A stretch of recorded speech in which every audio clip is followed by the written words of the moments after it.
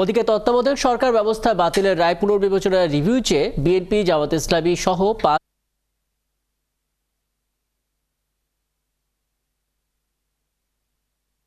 রোববার প্রধান বিচারপতি সৈয়দ রেফাত আহমেদের নেতৃত্বে আপিল বিভাগের ৬ সদস্যের পূর্ণাঙ্গ বেঞ্চ শুনানির এই তারিখ ঠিক করেন। এর আগে আপিল বিভাগের 10 মে সংখ্যাগরিষ্ঠ মতামতের ভিত্তিতে সংবিধান বাতিল ঘোষণা করে রায় দেয়।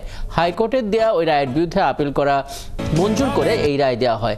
আপিল বিভাগের ওই রায় পুনর্বিবেচনা চেয়ে গত অক্টোবরে একটি আবেদন করেন বিএনপি মহাসচিব মির্জা ফখরুল ইসলাম আলমগীর। এর আগে রায় আবেদন করেন সুশাসনের জন্য নাগরিকের সম্পাদক বদিউল আলম মজুমদার সহ 5 বিশিষ্ট ব্যক্তি। এছাড়াও রায় পুনর্বিবেচনা চেয়ে আরেকটি আবেদন করে জামাত ইসলামী।